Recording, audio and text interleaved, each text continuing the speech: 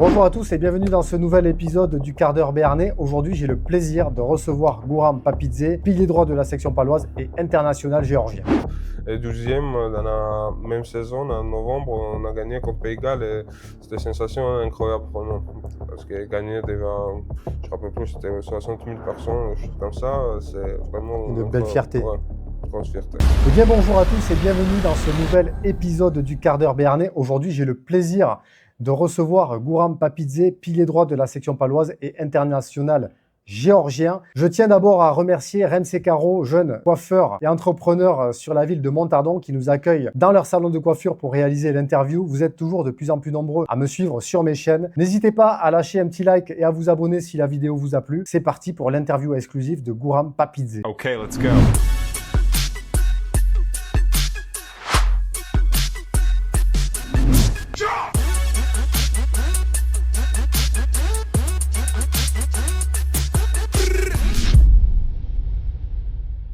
Bonjour Gouram. Bonjour, bonjour. Bon, je suis ravi de t'accueillir ici et de réaliser ce quart d'heure béarnais avec toi. Est-ce que pour les rares personnes qui te connaissent pas encore, tu peux te décrire en quelques mots? Déjà, merci pour l'invitation. Ça me fait du plaisir de partager mon petit moment avec vous. Il y a pas grand chose à dire. Je m'appelle Gouram Papidze, j'étais né à la Géorgie.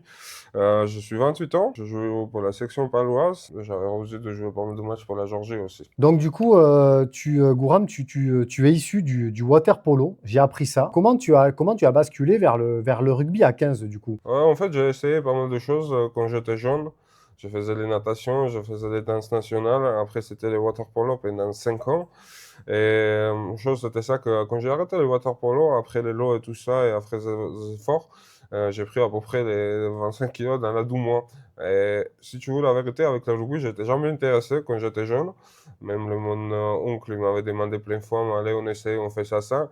Sauf qu'après, quand je me suis grossi, mes amis, ils ont trouvé un moyen pour essayer de jouer le rugby. Et ça a déclenché tout ça, quoi. Première fois, moi, j'ai commencé à l'âge de 15-16 ans. Et après un an, déjà, j'étais à l'équipe nationale de moins 18. Du coup, ça m'a montré la route toute seule, quoi. Et donc du coup, tu as découvert le club de la section paloise en 2022. Qu'est-ce qui t'a motivé à choisir la section paloise et comment s'est passée ton intégration dans le Béarn? Ouais, j'ai arrivé à la section en la 2022, c'est vrai. En fait, ma motivation, c'était ça que quand on avait discuté avec Sébastien Piccaroni, il m'avait raconté son planification par rapport au futur, comment ça pourra passer et tout ça. J'aimais bien ça et du coup, je me suis engagé. Et si vous voyez, aujourd'hui, depuis 2021, je crois, 2022, il n'avait pas grand monde qui ont changé avec la section.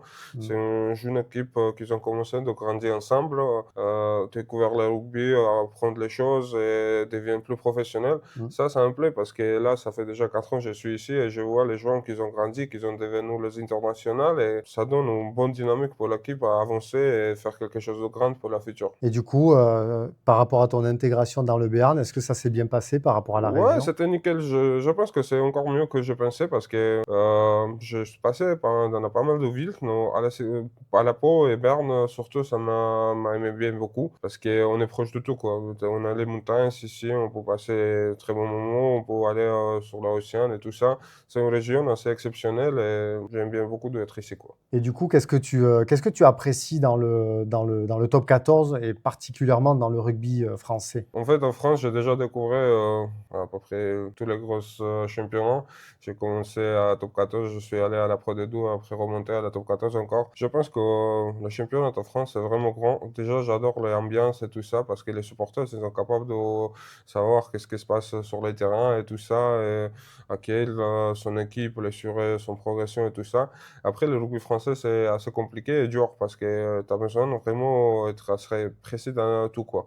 Parce que c'est pas que les jeux courants ni que la mêlée, et c'est un ensemble de jeux qui passent ensemble et c'est assez dur de jouer et adapté aussi. J'adore la vitesse de jeu ici en Ouais. France.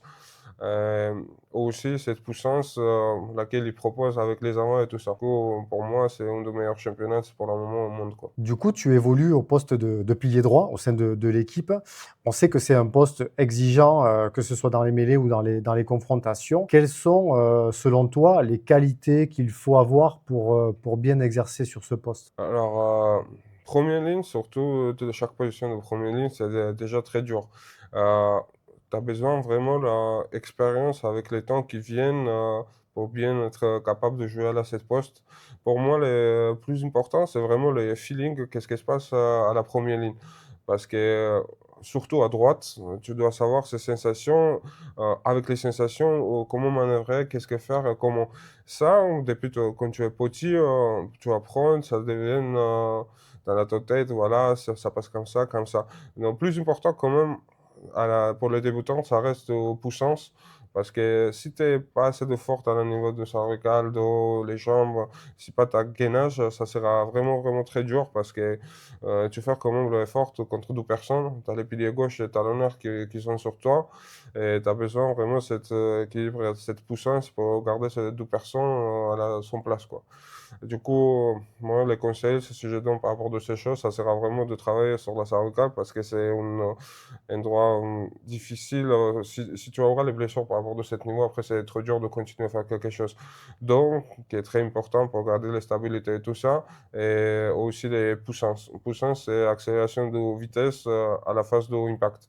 Parce que souvent, ça fait gagner les gens, c'est même petit mètre ou tout passe, si tu gagnes dans la mêlée, ça t'aidera totalement pour pousser à la mêlée. Donc du coup, on va en parler aussi. Tu évolues au sein de l'équipe de la Géorgie. La question que j'ai envie de te poser, c'est quelle est pour toi la différence entre jouer dans une équipe internationale et d'évoluer en top 14? Ce sont d'abord les défis que je peux jouer pour l'équipe de nationale parce qu'on sent une grande différence. C'est ça qu'avec le groupe de l'équipe de top 14 au Pro D2, tu passes quasiment toute l'année avec les joueurs. Tu sais très bien comment ils fonctionnent, ce sont quoi leurs qualités, comment la joue, ça avance et tout ça. Avec l'équipe nationale, c'est un peu plus dur parce que tu as quasiment 4 jours pour l'adapter là, déjà jusqu'au premier match. Ouais. Tu arrives, tu as 3-4 jours, entraîner avec les joueurs et après pour arriver jusqu'au match.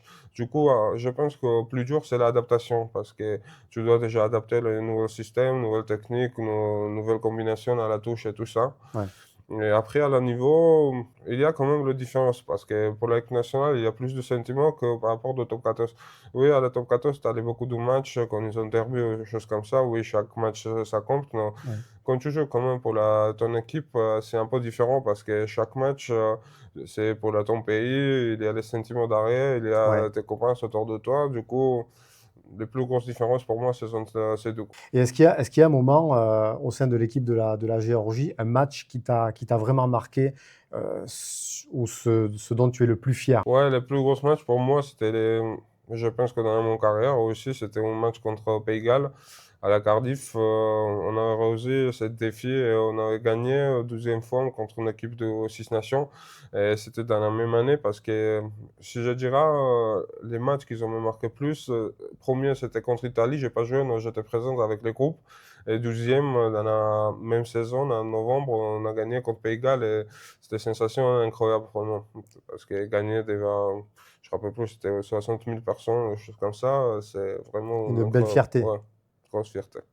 Bon, du coup, on sait que les joueurs de rugby ont quand même un petit peu de temps libre en dehors des entraînements et des matchs. Et comment, toi, tu organises tes journées? Est-ce que tu as des passions, des centres d'intérêt qui te prennent du temps en dehors du stade? Bon, c'est important quand tu es joueur professionnel d'être capable de déconnecter. Ça enlève cette pression parfois et routine. Du coup, pour moi, souvent, le plus facile, ça serait à dire, saison de lire ces films. Parce que voilà, c'est journalier. Après, sinon, il y a les voyages, passer les moments avec mes amis. Surtout depuis, on a parlé tout à l'heure sur la Berne, on a les possibilités d'aller ensemble sur l'océan, monter à la montagne. Ces dernières périodes, j'ai découvert un sport d'hiver aussi. Ouais. Du coup, on essaye de couper un petit peu avec les choses comme ça. Le ski, tu pratiques un peu? Pas de ski là. Pas de Parce qu'au ski? ski, tu peux gravement blesser. C'est Si tu vrai. vas faire le snowboard, tu vas tomber comme, un peu comme à la rugby. Du coup, ça va aller. Donc, il faut aussi faire attention sur les Ouais, c'est loisirs à ça. se préserver et Ouais, à pas se ouais, ouais. blesser. Pas dans la période du match parce que voilà, quand il y a les vacances, des choses comme ça, on essaie pas trop pour pas nous blesser. Non, pendant les championnats, non, parce que on sait jamais. Quel a été pour toi le moment le plus marquant de ta carrière ou à l'inverse, le moment qui t'a mis en difficulté, où tu as eu peut-être des moments de doute ou même une blessure qui t'a immobilisé pendant longtemps. Quel est ton sentiment? Je dirais que c'est à peu près la même période pour moi. C'était juste avant la Covid. J'étais toujours un joueur de Nevers. Là-bas, j'ai rien garanti, sauf qu'on a joué quelques matchs.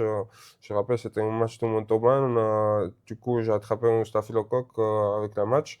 Et ça a gravié. On a fait les premières opérations d'appendicite, péritonite. J'ai passé à peu près un mois et demi à l'hôpital, Ah ouais. perdu 25 kilos. C'était les périodes dures.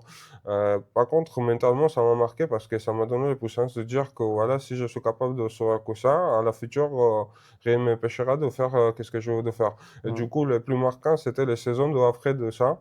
Parce que après pas d'avoir la chance de jouer pendant 7 mois, j'ai réussi de retourner sur le terrain et jouer 27 matchs sur 30, qui a ouvert les possibilités pour moi de revenir à la top 14 et montrer mes capacités. Et donc, ça t'a rendu plus fort quelque part. Ouais, beaucoup plus fort que je pensais.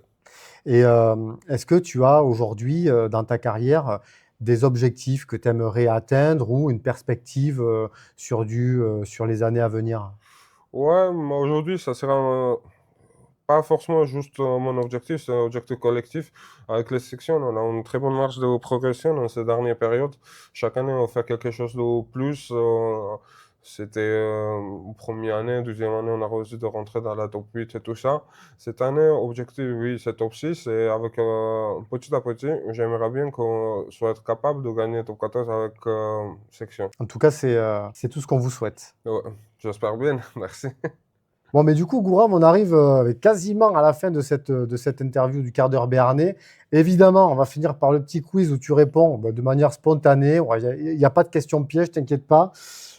C'est parti pour le petit quiz du quart d'heure béarnais. Alors, première question, tu es plutôt mêlée fermée ou jeu au large? Mêlée. Mêlée fermée. Puissance ou vitesse? Vitesse. Vitesse. Victoire serrée ou victoire large? Victoire serrée. Plat géorgien ou plat béarnais? Ouais, la Georgienne. Ok. Petit déjeuner copieux ou repas léger avant le match? Petit déjeuner. Petit déjeuner copieux. T'es plutôt été ou hiver? Hiver. Hiver. Vacances sur les îles ou en Géorgie? Ça, c'est une piège, nos vacances sur l'île. Sur les îles, ok. Tu es plutôt musique ou silence avant le match? Silence. Ok. Et repos total ou entraînement léger après un match? Un repos total. Bon, mais écoute, Gouram, merci beaucoup pour cette interview. Ça a été pour moi un réel plaisir de te recevoir pour plusieurs raisons et notamment parce que tu es un joueur que j'apprécie particulièrement. Merci de t'être prêté au jeu du quart d'heure béarnais et je te souhaite vraiment bonne route pour la suite et le meilleur. Merci beaucoup, merci pour l'invitation encore. Et je vous souhaite tous les meilleurs, une progression de tout ça. Et rien à dire, bonne continuation à vous. Merci beaucoup. Merci. Merci à tous d'avoir regardé ce deuxième épisode du quart d'heure béarnais. C'était l'interview de Gouram Papidze, pilier droit de la section paloise. N'hésitez pas bien sûr à vous abonner et à lâcher un petit like si la vidéo vous a plu.